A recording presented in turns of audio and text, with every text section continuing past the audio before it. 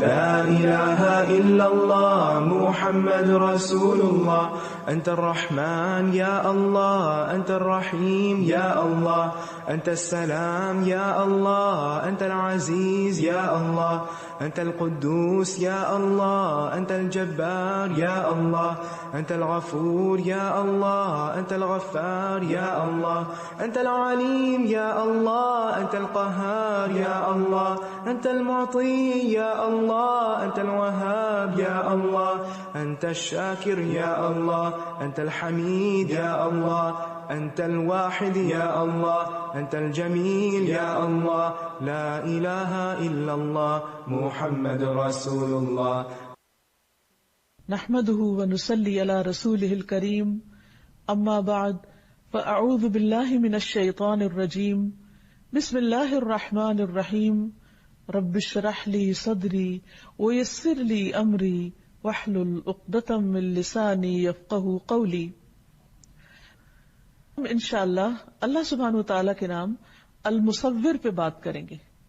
المصور کا معنی ہے صورت بنانے والا، شکل دینے والا. اللہ سبحانہ وتعالیٰ المصور ہے. اس نے کروڑوں، اربوں اور کھربوں صورتیں بنائی، اور پھر ایک صورت دوسری صورت سے بالکل مختلف. کوئی دو صورتیں بھی ایک دوسرے سے مکمل طور پر مشابہ نہیں. کوئی دو انواع ایک دوسرے سے شباہت نہیں رکھتی.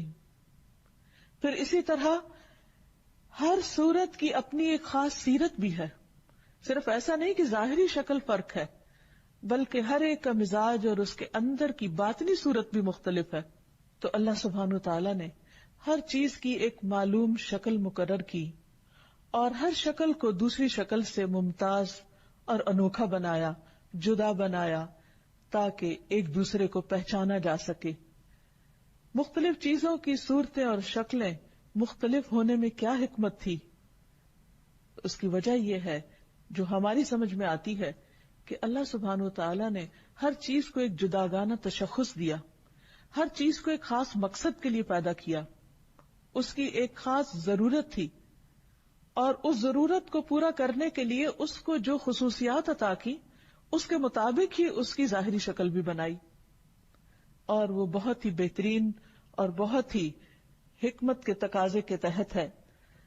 انسان کی صورت کو اللہ سبحانہ وتعالیٰ نے بنایا اور سب سے بہترین شکل میں بنایا. قرآن پاک میں آتا ہے وَلَقَدْ خَلَقْنَاكُمْ ثُمَّ صَوَّرْنَاكُمْ ثُمَّ قُلْنَا لِلْمَلَائِكَةِ اسْجُدُوا لِآدَمَ فَسَجَدُوا إِلَّا إِبْلِيسَ لَمْ يَكُن مِّنَ السَّاجِدِينَ. اور بلا شبہ یقیناً ہم نے تم کو پیدا کیا، پھر ہم نے تمہیں صورت عطا کی، پھر ہم نے فرشتوں سے کہا کہ آدم کو سجدہ کرو، تو سب نے سجدہ کیا سوائے ابلیس کے، وہ سجدہ کرنے والوں میں شامل نہ ہوا. تو اللہ سبحانہ تعالیٰ نے انسان کو عزت بخشی اور فرشتوں جیسی مخلوق کو انسان کے سامنے جھکا دیا. یہ انسان پر اللہ تعالیٰ کی کتنی بڑی نعمت ہے. اور پھر انسان کی ضرورت کی بے شمار چیزیں پیدا کی، اس کے کھانے پینے کے لیے، دیکھنے کے لیے، انجوائے کرنے کے لیے، اور دیگر زندگی کے کام کاج انجام دینے کے لیے.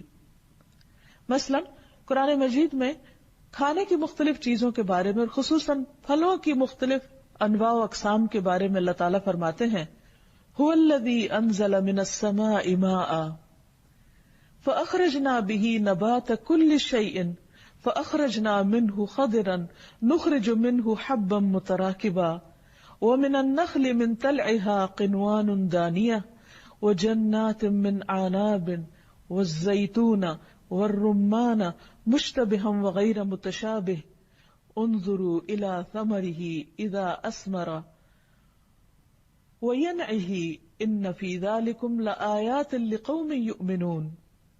سورۃ الانعام میں اللہ تعالیٰ فرماتے ہیں وہی ہے جس نے آسمانوں سے پانی اتارا اور ہم نے اس کے ساتھ ہر چیز کی انگوری نکالی. اب دیکھیے کہ عام مصوروں کے برعکس اللہ سبحانہ وتعالیٰ نے مختلف چیزوں کی جس طرح تخلیق کی اور جس طرح ان کو صورت عطا کی، وہ طریقہ کار بھی بالکل مختلف ہے. مثلا ایک پودا ایک خاص شکل پر پیدا ہوتا ہے، لیکن اس کی ابتدا اور اس کا آغاز کتنے نیچرل طریقے سے ہوتا ہے. کہ فرمایا کہ ہم نے ہر چیز کی انگوری نکالی، پھر ہم نے اس سے سبز کھیتی نکالی جس سے ہم تہ بتہ چڑھے ہوئے دانے نکالتے ہیں، یعنی آخر میں اس کا پھل نکالا جو انسان کی ضرورت کا ہے اور انسان اسے کھاتا ہے اور اس سے فائدہ اٹھاتا ہے. اور کھجور کے درختوں سے ان کے گابے میں سے جھکے ہوئے خوشے ہیں، یعنی گندم کو اور طرح سے اگایا اور اس کے برعکس کھجور کو اور طرح سے پیدا کیا، اور دونوں کی شکل و صورت بھی مختلف رکھی. اور انگوروں اور زیتون اور انار کے باغات ملتے جلتے اور نہ ملنے جلنے والے، یعنی ان کے پھل باہم بعض اوقات ایک دوسرے کے مشابہ بھی ہوتے لیکن اس کے باوجود بھی ان کا ذائقہ اور ان کا سائز اور ان کا رنگ مختلف ہوتا ہے، اور بعض اوقات وہ نہیں بھی ملتے جلتے، بالکل ہی اپوزٹ ہوتے ہیں. اس کے پھل کی طرف دیکھو جب وہ پھل لائے، یعنی اللہ سبحانہ وتعالیٰ خاص طور پر دیکھنے کا حکم دے رہے ہیں کہ صرف کھانے والے نہ بنو بلکہ ان پر غور و فکر کرنے والے بنو کہ تمہارے رزق کا یہ انتظام کس نے کیا اور کس کس شکل میں کیا. اور پھر حیرت اس بات پر ہوتی ہے نا کہ کس طرح اللہ سبحانہ وتعالیٰ نے مختلف چیزوں کا الگ ذائقہ رکھا، اس کی خوشبو، اس کا ٹیسٹ، اس کا رنگ، اس کا سائز، اس کا وزن، اور اس کی پھر تاثیر، اس کے فائدے. یہ تمام چیزیں اللہ سبحانہ وتعالیٰ ہی نے بنائی، اور ان سب چیزوں کی کو جو شکل دی، جو خاص انداز دیا، جو خاص صورت دی، وہ اسی المصور نے دی. اور یہ سب کچھ کس کے لیے کیا؟ سوچنے کی بات ہے، یہ سب کچھ ہمارے لیے کیا. خلق لکم ما فی الارض جمیعا، تمہارے لیے ہے زمین میں جو کچھ ہے سارے کا سارا. سوچئے ہم ان سب چیزوں سے فائدہ اٹھاتے ہوئے اللہ سبحانہ وتعالیٰ کے کتنے شکر گزار بنتے ہیں. اللہ سبحانہ وتعالیٰ اس آیت کے آخر میں فرماتے ان فی ذالکم لآیات لقوم یؤمنون، یقیناً اس میں لوگوں کے لیے، ان لوگوں کے لیے جو ایمان لاتے ہیں بہت سی نشانیاں ہیں، یعنی جو لوگ غور و فکر کرتے ہیں اور اس کو اللہ کی تخلیق مانتے ہیں، ان کے لیے اس میں بہت سے سبق ہیں. ایک اور جگہ پر سورۃ الانعام ہی میں فرمایا وَهُوَ الَّذِي أَنشَأَ جَنَّاتٍ مَعْرُوشَاتٍ وَغَيْرَ مَعْرُوشَاتٍ وَالنَّخْلَ وَالزَّرْعَ مُخْتَلِفًا أُكُلُهُ وَالزَّيْتُونَ وَالرُّمَّانَ مُتَشَابِهًا وَغَيْرَ مُتَشَابِهٍ كُلُوا مِن ثَمَرِهِ إِذَا أَثْمَرَ وَآتُوا حَقَّهُ يَوْمَ حَصَادِهِ وَلَا تُسْرِفُوا إِنَّهُ لَا يُحِبُّ الْمُسْرِفِينَ. اور وہی ہے جس نے باغات پیدا کیے، یعنی یہ چیزیں محدود مقدار میں نہیں، باغوں میں لگا دی، یعنی بھرے ہوئے ہیں باغ ان سارے پھلوں سے، چھپروں پر چڑھائے ہوئے اور نہ چڑھائے ہوئے، یعنی بعض پھل جو ہیں وہ بیلوں کی شکل میں مختلف پودوں پر آتے ہیں. اس کے پھل میں سے کھاؤ جب وہ پھل لائے، یعنی اللہ سبحانہ وتعالیٰ خود فرما رہے ہیں کہ کھاؤ اس میں سے، اور اس کا حق اس کی کٹائی کے دن ادا کرو، یعنی صرف خود نہیں کھاؤ، دوسروں کو بھی کھلاؤ، اور حد سے نہ گزرو، اسراف نہ کرو، یعنی کھانے میں ایک لمٹ رکھو. یقیناً وہ اسراف کرنے والوں سے، حد سے گزرنے والوں سے محبت نہیں رکھتا. یعنی اللہ سبحانہ وتعالیٰ کی یہ نعمتیں جو اس نے تمہارے لیے پیدا کی ہیں، ان کو استعمال کرتے ہوئے اس کو یاد رکھو. پھر اسی طرح نباتات کی مختلف قسمیں اتنی کہ لاکھوں میں ہیں جن کو انسان گن نہیں سکتا، جن میں سے بہت سی نباتات کو انسان کھانے کے نہیں بلکہ دوا کے طور پر اپنے استعمال میں لاتا ہے. فرمایا وَمَا ذَرَأَ لَكُمْ فِي الْأَرْضِ مُخْتَلِفًا أَلْوَانُهُ إِنَّ فِي ذَلِكَ لَآيَةً لِقَوْمٍ يَذَّكَّرُونَ. اور جو کچھ اس نے تمہارے لیے زمین میں پھیلا دیا جس کے رنگ مختلف ہیں، یعنی صورتیں ایسی بنائی کہ ہر رنگ دوسرے سے مختلف، مثلا گرین ہے یا سبز رنگ ہے تو اس میں بھی کوئی ہلکا ہے، کوئی گہرا ہے، اور کوئی کسی شیڈ کا ہے اور کوئی کسی طرح کا ہے. ان سب چیزوں کے امتزاج سے بھی اس نے زمین کے اندر ایسا حسن پیدا کیا کہ یوں لگتا ہے جیسے ایک نقش و نگار والی چادر پھیلی ہوئی ہو یا کوئی قالین بچھا ہوا ہو جس میں طرح طرح کے نقش و نگار بنے ہوئے ہوں. یہ ہے المصور جس نے اس خوبصورت طریقے سے زمین کو بنایا. اور فرمایا کہ یہ سب جو زمین میں پھیلا دیا اس کے رنگ مختلف ہیں، یعنی رنگوں کے اختلاف پر بھی غور کرو. بے شک اس میں ان لوگوں کے لیے یقیناً بڑی نشانی ہے جو نصیحت حاصل کرتے ہیں. پھر اسی طرح صرف پودے نہیں، پھل اور پودے نہیں بلکہ جمادات کی مختلف قسمیں ہیں. پہاڑوں میں مختلف رنگ ہیں، الم تر ان اللہ انزل من السماء ماء فاخرجنا به ثمرات مختلفا الوانها ومن الجبال جدد بيض وحمر مختلف الوانها وغرابيب سود. کیا تم نے دیکھا نہیں کہ بے شک اللہ نے آسمان سے کچھ پانی اتارا، پھر ہم نے اس کے ساتھ کئی پھل نکالے. یعنی ایک پانی، ایک مٹی، ایک سورج کی روشنی، ایک طرح کی ہوا، ایک طرح کی زمین، لیکن ہر پھل کا رنگ، ذائقہ، اس کی شکل، اس کی خوشبو مختلف. یہ بھی کس قدر حیران کن بات ہے کہ معمولی سا بیج زمین میں ڈالا جاتا ہے لیکن اس سے کتنے ڈائمینشن میں ایک چیز سامنے آتی ہے. اور پہاڑوں میں سے کچھ سفید اور کچھ سرخ قطعے ہیں جن کے رنگ مختلف ہیں، اور کچھ پہاڑ سخت کالے رنگ کے ہیں. یعنی سبھی پہاڑ مٹی سے بنے ہوئے ہیں لیکن ان کے رنگ کس قدر مختلف ہیں. ایک اور جگہ پر فرمایا وَفِي الْأَرْضِ قِطَعٌ مُتَجَاوِرَاتٌ وَجَنَّاتٌ مِّنْ أَعْنَابٍ وَزَرْعٌ وَنَخِيلٌ صِنْوَانٌ وَغَيْرُ صِنْوَانٍ يُسْقَى بِمَاءٍ وَاحِدٍ وَنُفَضِّلُ بَعْضَهَا عَلَى بَعْضٍ فِي الْأُكُلِ إِنَّ فِي ذَلِكَ لَآيَاتٍ لِقَوْمٍ يَعْقِلُونَ.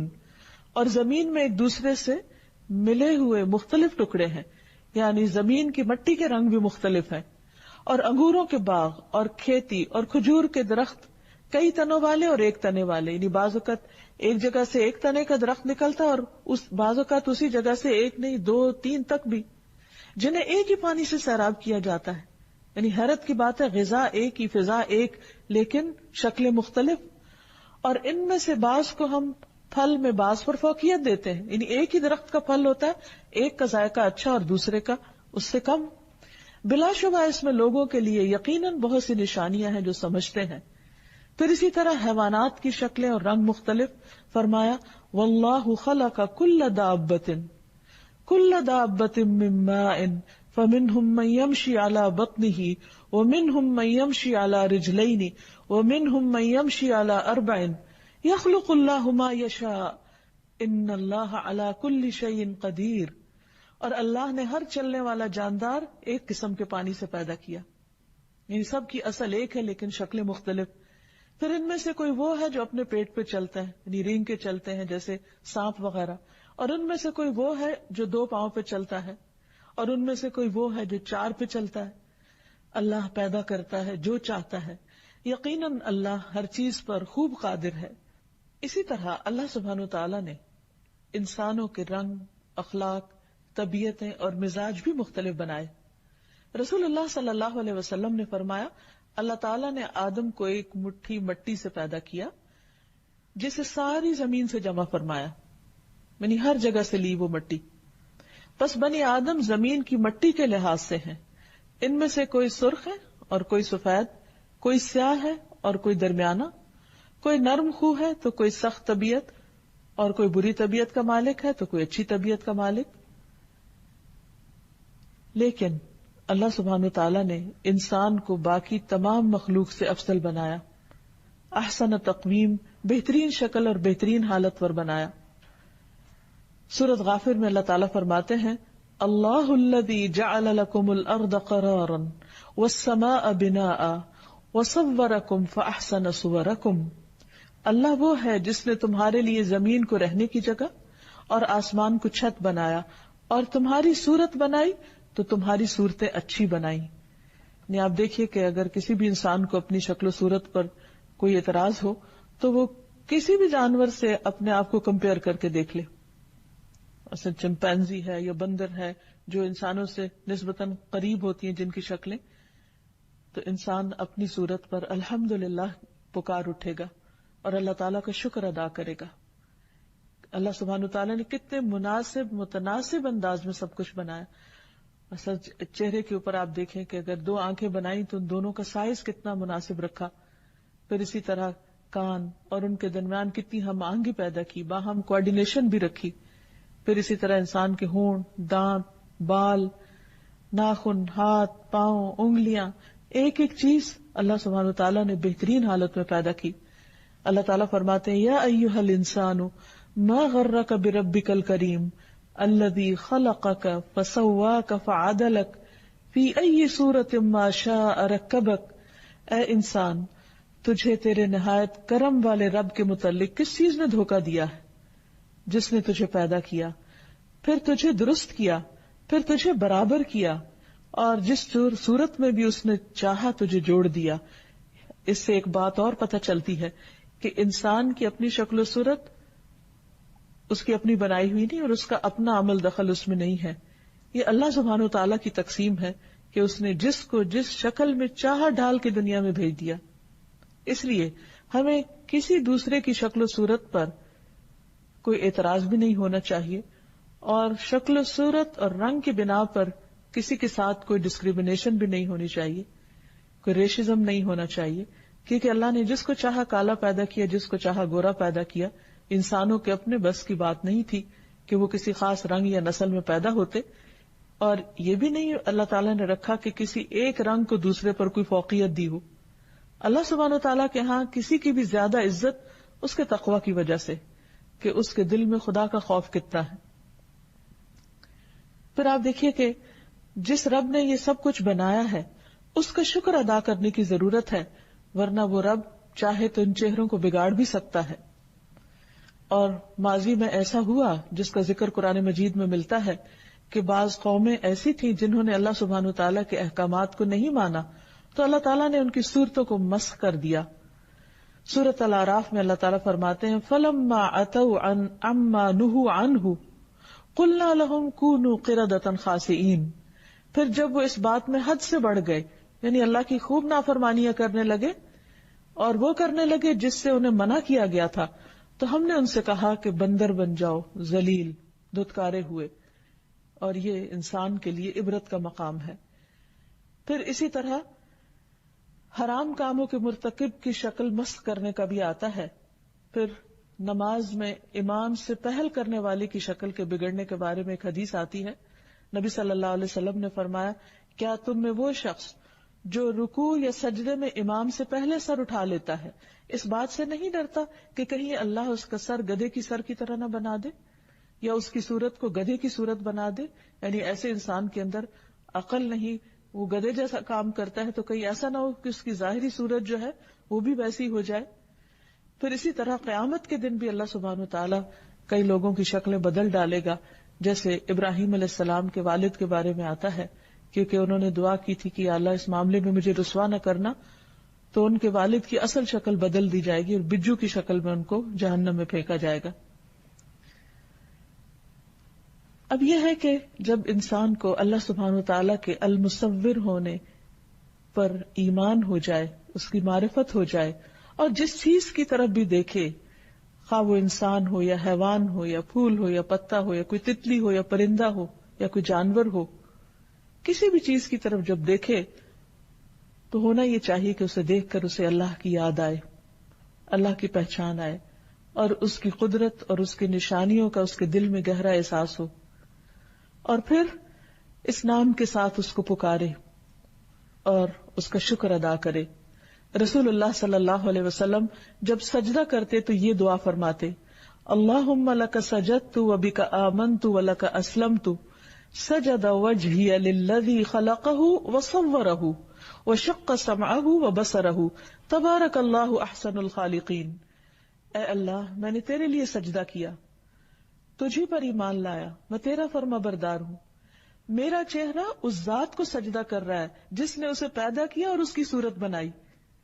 یعنی جب بھی ہم اپنی شکل دیکھیں تو اللہ کا شکر ادا کریں کہ اللہ تیرا شکر ہے کہ تو نے ہمیں ایک احسن شکل پر پیدا کیا، اور پھر اس کے شکرانے کے طور پر جب سجدہ کریں تو یہ دعا پڑھیں کہ شکر ہے اس رب کا کہ جس نے اس کو بہترین شکل پر پیدا کیا اور اس کی صورت بنائی اور اس کے کانوں اور اس کی آنکھوں کو تراش کر بنایا، یعنی بہترین شکل میں۔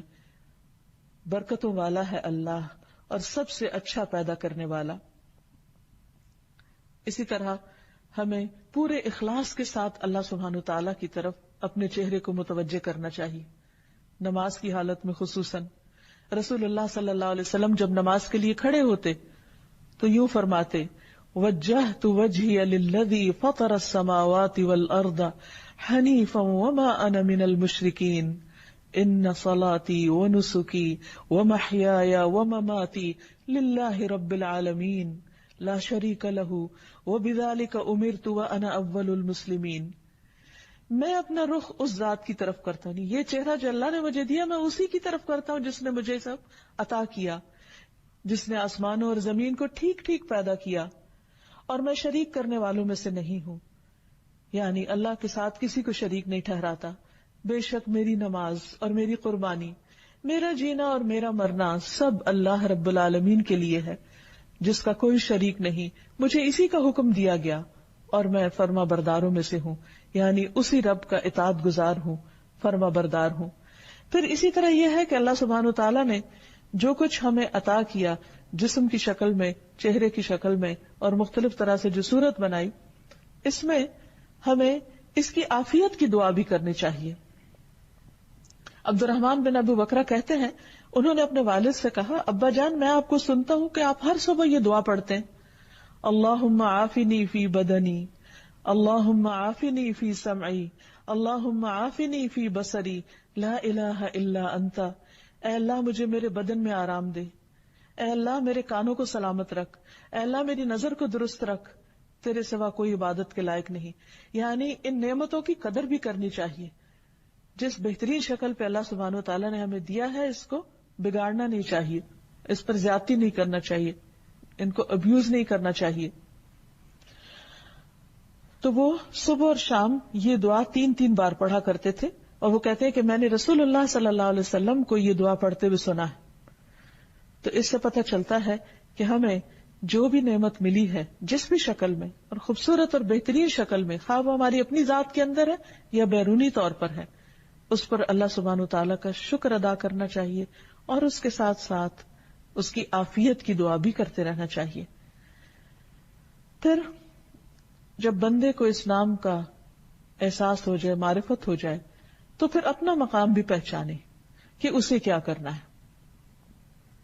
اسے اللہ سبحانہ وتعالیٰ کی مصوری پر غور و فکر بھی کرنا ہے. اللہ تعالیٰ فرماتے ہیں وَهُوَ الَّذِي مَدَّ الْأَرْضَ وَجَعَلَ فِيهَا رَوَاسِيَ وَأَنْهَارًا وَمِن كُلِّ الثَّمَرَاتِ جَعَلَ فِيهَا زَوْجَيْنِ اثْنَيْنِ يُغْشِي اللَّيْلَ النَّهَارَ إِنَّ فِي ذَلِكَ لَآيَاتٍ لِقَوْمٍ يَتَفَكَّرُونَ. وہی ہے جس نے زمین کو پھیلا دیا، تو اس پھیلی ہوئی زمین کی طرف انسان نگاہ دوڑائے، اس میں پہاڑ اور ندیاں بنائیں، ان کے اندر خود ایک حسن ہے، اس میں زبردست قسم کی بیوٹی ہے، اس زبردست تناسب ہے، رنگوں کا بھی تناسب ہے. تھوڑی دیر کے لیے سوچئے کہ اگر زمین نیلی ہوتی اور آسمان سبز ہوتا تو کیا نظارہ ہوتا. یہ بھی اللہ سبحانہ وتعالیٰ کی سلیکشن ہے کہ اس نے آسمان کا رنگ اپنی مرضی سے نیلا رکھا اور زمین کو سبز بنایا، یا مٹی کا رنگ براؤن رکھا. اگر زمین کی ساری مٹی سخت کالے سیاہ رنگ کی ہوتی تو پھر اس پہ چلتے ہوئے ہماری کیفیت کیا ہوتی. لیکن کتنا مائلڈ کلر رکھا اور کتنا بہترین کہ جس میں انسان کے لیے ایک سکون ہے، اور پھر اس کے اوپر جو کچھ چھکتا ہے اس کے ساتھ کتنا بہترین کمبینیشن بھی ہے. اور فرمایا اور اس میں تمام پھلوں میں سے ایک ایک جوڑا 2 قسم کا بنایا، وہ رات کو دن پر اڑا دیتا ہے، اس کا اپنا ایک حسن ہوتا ہے. چیزیں صبح کی روشنی میں اور طرح نظر آتی ہیں، دوپہر کی تیز دھوپ میں اور طرح ان کے رنگ نظر آتے ہیں، جب شام کو سائے ڈھلنے لگتے ہیں تو ہر چیز کا رنگ ایک اور حسن دکھاتا ہے، اور پھر جب رات کا اندھیرا چھا جاتا ہے تو وہی درخت اس سیاہ اندھیرے کی وجہ سے ان سے خوف بعض اوقات آنے لگتا ہے. تو اللہ سبحانہ وتعالیٰ 24 گھنٹے کے اندر مختلف طرح کے کنٹراسٹ دکھاتا ہے. یہ مختلف روشنیوں کے ساتھ مختلف چیزوں کی جو صورتیں ہیں یا شکلیں ہیں یا ان کی جو بیوٹی ہے وہ بھی مختلف طرح سے نظر آتی. بلا شبہ اس میں ان لوگوں کے لیے یقیناً بہت سی نشانیاں ہیں جو غور و فکر کرتے ہیں. پھر ہم پر یہ بھی لازم آتا ہے کہ ہم اللہ سبحانہ وتعالیٰ کی اس تصویر گری میں، اس مصوری میں عیب نہ نکالیں. ہم اپنی طرف سے مشورے دینے والے نہ ہو، اگر یہ پھل اس رنگ کا ہوتا تو زیادہ اچھا تھا، اور یہ پھول اس کلر میں زیادہ اچھا لگتا. حقیقت یہ ہے کہ اگر انسان پوری توجہ کے ساتھ دیکھے تو جس چیز کو اللہ نے جس طرح بنایا اسی طرح زیادہ خوبصورت ہے. جب مصور تصویر بناتا ہے انسانوں میں سے تو عام طور پہ کہا جاتا ہے کہ اے مصور تیری تصویر ادھوری ہے ابھی، یعنی اس میں کچھ نہ کچھ کمی ہوتی ہے اور کچھ نہ کچھ بہتری کی گنجائش ہوتی ہے. لیکن اللہ سبحانہ وتعالیٰ نے جو کچھ بنایا اس سے بہتر بنایا نہیں جا سکتا تھا.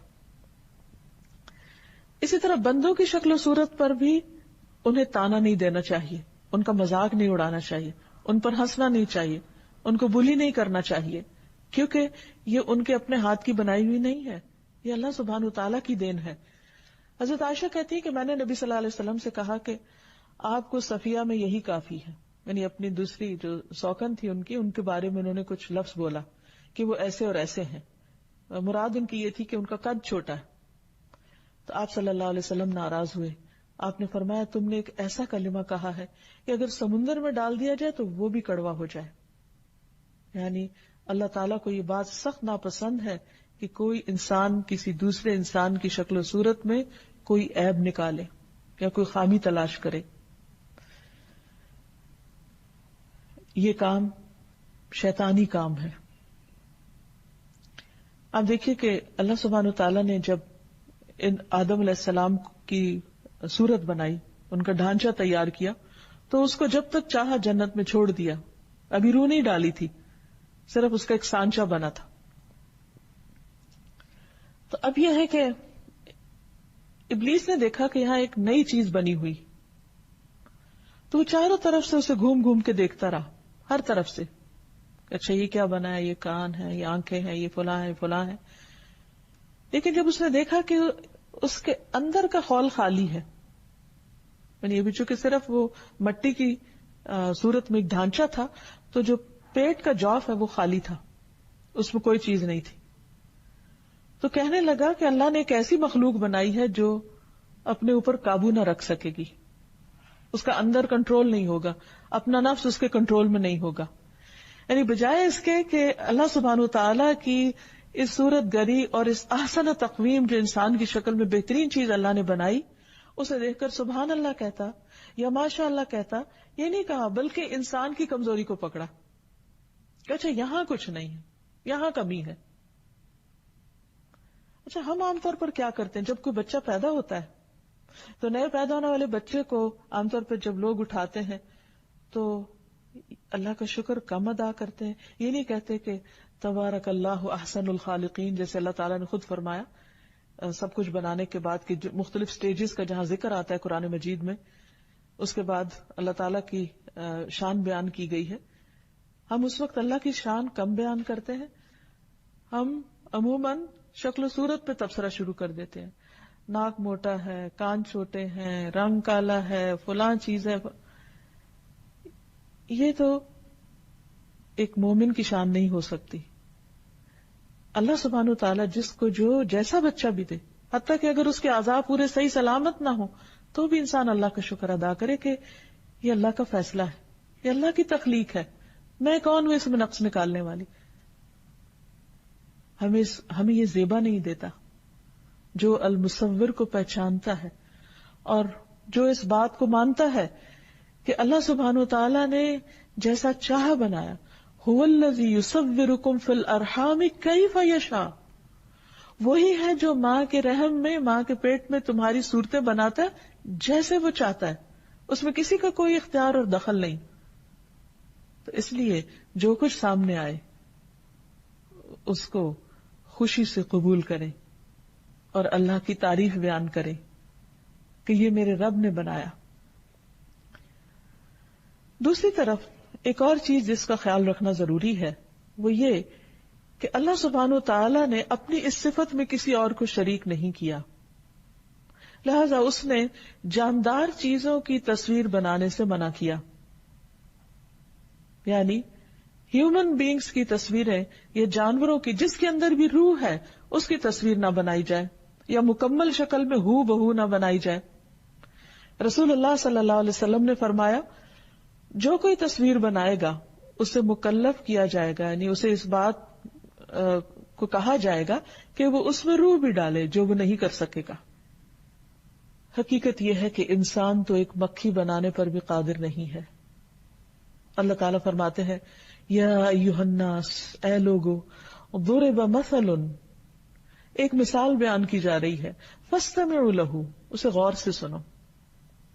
ان الذین تدعون من دون اللہ، جن ہستیوں کو تم اللہ کو چھوڑ کے پکارتے ہو، یعنی جن کو تم خدا سمجھے بیٹھے ہو، جن کے پاس اپنی حاجتیں لے کر جاتے ہو، لن یخلقوا ذبابا، انہوں نے تو ایک مکھی بھی نہیں بنائی، اور بڑی بڑی چیزیں پیدا کرنا تو دور کی بات. وَلَوِ اجْتَمَعُوا لَهُ، خواہ وہ سارے اس کے لیے اکٹھے ہو جائیں. اور ان کی حالت تو یہ ہے کہ وَإِن يَسْلُبْهُمُ الذُّبَابُ شَيْئًا، اگر مکھی ان سے کچھ چھین کے لے جائے، لَا يَسْتَنقِذُوهُ مِنْهُ، وہ اسے چھڑا بھی نہیں سکتے. یہ کہا ہی جاتا ہے کہ مکھی جس چیز سے بیٹھتی ہے، جو بھی منہ میں لیتی ہے اسی وقت اس کو ڈائجسٹ کر لیتی. جب وہ چیز ڈائجسٹ ہو جاتی ہے تو انسان اسے واپس کہاں سے نکالے گا.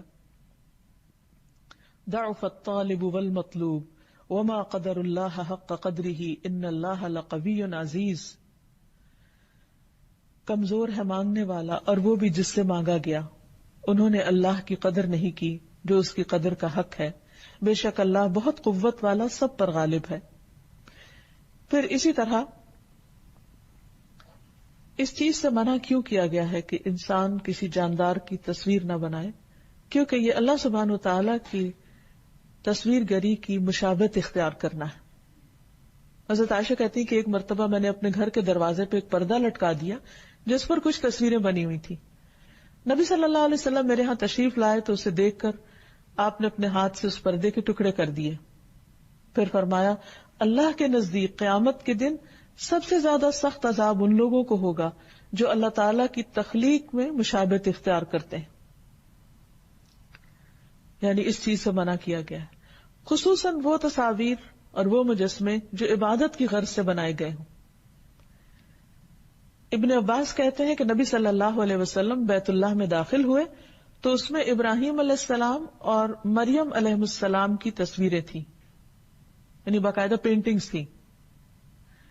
تو آپ نے فرمایا قریش کو کیا ہو گیا، ان لوگوں نے یہ کام کیوں کیا کہ اللہ کے گھر میں اوروں کی تصویریں بنا دی، حالانکہ انہوں نے سنا ہوا ہے، یعنی قریش کو یہ بات پتا ہے کہ فرشتے کسی ایسے گھر میں داخل نہیں ہوتے جس میں تصویریں رکھی ہوں.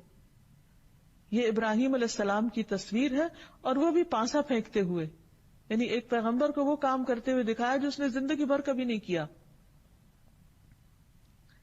ایک اور روایت میں آتا ہے نبی صلی اللہ علیہ وسلم نے فرمایا، اس شخص سے بڑا ظالم کون ہوگا جو میری مخلوق کی طرح پیدا کرنے چلا ہے. اگر اسے یہی گھمنڈ ہے تو اسے چاہیے کہ ایک دانہ پیدا کر دے، صرف ایک سیڈ یا ایک چیوٹی پیدا کرے. وہ تو چیوٹی بھی نہیں بنا سکتا، مکھی بھی نہیں بنا سکتا، تو یہ سب کچھ کہاں سے بنانے چلا ہے. پھر اسی طرح ایک مرتبہ نبی صلی اللہ علیہ وسلم گھر میں داخل ہوئے تو حضرت عائشہ کہتی ہیں کہ میں نے تکیے خریدے ہوئے تھے جن میں تصویریں تھیں.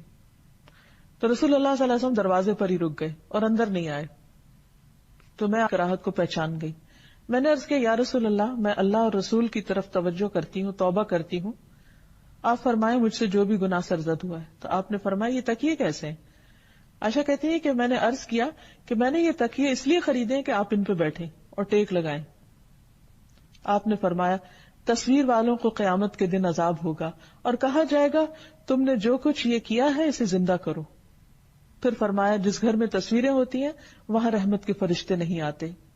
اسی طرح ایک اور روایت سے پتہ چلتا ہے کہ مصور کو عذاب دینے کے لیے جہنم میں ایک گردن مقرر ہے.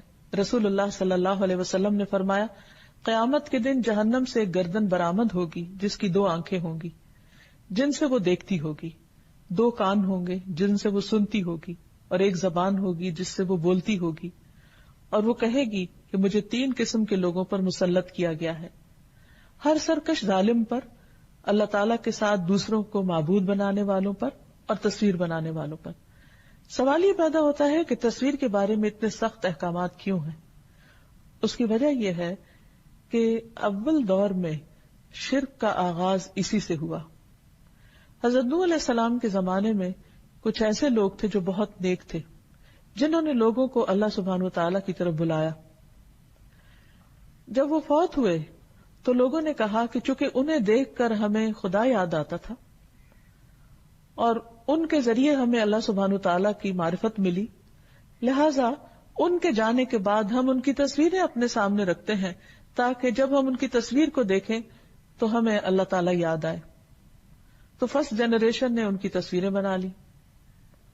دوسری جنریشن یہ تو بھول گئی کہ یہ کن کی تصویریں ہیں، لیکن یہ بات صرف یاد رہی کہ یہ کوئی بہت اچھے بڑے لوگ تھے، نیک لوگ تھے. انہوں نے صرف تصویریں نہیں، ان کے مجسمے بھی بنا لیے، اور اس میں پھر اللہ سبحانہ و تعالی کا کانسیپٹ تو بالکل پیچھے چلا گیا، لیکن لوگوں نے انہی کو خدا بنا لیا، انہی کو پوجنے لگے. اس کے بارے میں تاریخ میں آتا ہے کہ سب سے پہلا بت جو کعبہ میں لا کر رکھا گیا وہ عمرو ابن لوہی نے اس کا آغاز کیا تھا. عمرو ابن لوہی ایک بہت انفلوئنشل شخص تھا، جو ایک بزنس مین بھی تھا. وہ سیریا جاتا، شام کے علاقے میں جاتا اور تجارت کیا کرتا تھا. تو ایک دفعہ اس نے وہاں پر دیکھا کہ کچھ لوگ کچھ تصویروں اور بتوں کے سامنے بیٹھ کر ان کی پوجا کر رہے ہیں. تو اس کو یہ منظر بہت خوبصورت لگا. واپسی پہ اس نے ایک بت خریدا اور اپنے ساتھ لے آیا اور لا کر کعبہ میں رکھ دیا. ہر نئی چیز لوگوں کو اپنی طرف بہت اٹریکٹ کرتی. وہ ایک نئی چیز جب لوگوں نے دیکھی تو انہیں بہت خوشی ہوئی. انہوں نے لوگوں کو یہ بتایا کہ اللہ تعالیٰ تو کسی کو نظر نہیں آتا، لیکن اللہ کے گھر میں یہ دیکھ کر ہمیں خدا اور یاد آئے گا. اس لیے اس لاجک کے تحت اس نے اس کو وہاں رکھ دیا اور لوگوں نے بھی ایکسپٹ کر لیا. پھر چونکہ کعبہ ایک مرکزی جگہ تھی جہاں پورے عربیہ سے لوگ آتے، مختلف قبائل، جب انہوں نے آ کر دیکھا کہ خاص قبیلے نے اپنا بت رکھ دیا ہے تو مقابلے پر ان میں سے ہر ایک نے اپنے اپنے بت لا کر رکھ دیے. اور یہاں سے شرک کا آغاز جب ہوا تو وہ ہر طرف پھیل گیا. ہر وہ جگہ جو بنی ہی توحید کے لیے تھی وہ ایک بت پرستی کی کا گڑھ بن گئی. سوچئے آغاز کہاں سے ہوا؟ آغاز ایک مجسمے کے لانے سے، اور پھر وہاں سے توحید ختم ہو کر رہ گئی. صرف چند لوگ تھے نبی صلی اللہ علیہ وسلم کے زمانے میں کہ جو دین ابراہیمی پر تھے اور جو ان بتوں کے قریب نہیں جاتے تھے، لیکن باقی تمام لوگ صرف اپنے آباء و اجداد کی پیروی میں ان بتوں کی پوجا کرنے لگے. اس لیے اسلام میں تصویریں بنانے اور خصوصاً عبادت کی غرض سے بنانے اور عبادت گاہوں میں رکھنے کی شدید ممانعت کی گئی. لیکن عبادت کے علاوہ اگر ضرورت کے تحت تصویر بنائی جائے تو اس کی اجازت ہے. اور خصوصاً جیسے کیمرہ ایک مشین ہے، وہ انسان اپنے ہاتھ سے اس کی صورت گری نہیں کرتا بلکہ صرف ایک عکس ہے، تو اس کی رخصت یا اس کے جواز کا پہلو نکلتا ہے. اور اس کے علاوہ وہ چیزیں جن کے اندر روح نہیں، مثلا پودے ہیں، درخت ہیں، پہاڑ ہیں، دریا ہیں، دیگر سینری ہے، تو ان کی پینٹنگز بنائی جا سکتی ہیں. اس کے علاوہ جس چیز کی رخصت کا جواز ملتا ہے وہ بچوں کے وہ کھلونے ہیں جن کے خد و خال بہت واضح نہ ہو. اس سلسلے میں ایک روایت ہے کہ حضرت عائشہ کہتی ہیں کہ نبی صلی اللہ علیہ وسلم جب غزوہ تبوک یا خیبر سے واپس آئے اور گھر میں تشریف لائے تو میرے تاکچے کے اوپر یعنی شیلف کے اوپر ایک پردہ سا پڑا ہوا تھا. ہوا چلی تو پردہ ہٹ گیا. سامنے سے میرے کھلونے نظر آئے جن میں کچھ گڑیاں تھیں اور ان کے درمیان کپڑے کا ایک گھوڑا بنا ہوا تھا. آپ صلی اللہ علیہ وسلم نے دیکھا تو پوچھا کہ عائشہ یہ کیا ہے؟ میں نے کہا کہ یہ میری گڑیاں ہیں اور ان میں گھوڑا بھی آپ کو نظر آیا. تو آپ نے پوچھا کہ یہ میں کیا دیکھ رہا ہوں؟ میں نے کہا گھوڑا ہے. آپ نے پوچھا اس کے اوپر کیا ہے؟ میں نے کہا اس کے 2 پر ہیں. آپ نے فرمایا کہ کیا گھوڑے کے پر بھی ہوتے ہیں؟ تو حضرت عائشہ نے کہا کہ کیا آپ نے نہیں سنا کہ سلیمان علیہ السلام کے گھوڑے کے پر تھے؟ چنانچہ رسول اللہ صلی اللہ علیہ وسلم اس قدر ہنسے کہ آپ کی داڑھیں دیکھی گئیں. تو اس سے یہ پتہ چلتا ہے کہ اگر ایسے کھلونے ہوں یا ایسی چیز ہو جس کی تعظیم نہ ہو اور جس کو سامنے نہ رکھا گیا ہو، صرف کھیلنے وغیرہ کے لیے استعمال ہو، یا جن کی شکل بالکل ہو بہو اصل سے نہ ملتی ہو، تو اس کے جواز کی بھی صورت نکلتی ہے. اسی طرح ایک اور روایت سے ہمیں پتہ چلتا ہے کہ رسول اللہ صلی اللہ علیہ وسلم نے فرمایا کہ جبریل علیہ السلام میرے پاس آئے اور مجھے کہا کہ میں گزشتہ رات آپ کے ہاں آیا تھا مگر اندر آنے سے رک گیا کیونکہ آپ کے گھر کے دروازے پر تصویریں تھیں اور گھر میں تصویروں والا پردہ تھا اور کتا بھی تھا. چنانچہ آپ گھر میں تصویر کے متعلق حکم دیجئے کہ اس کا سر کاٹ دیا جائے اور درخت کی طرح ہو جائے. یعنی اگر کوئی ایسی چیز ہے کہ جس کی اصل شکل پوری طرح واضح نہیں ہے تو اس کی رخصت یہاں سے پتہ چل رہی.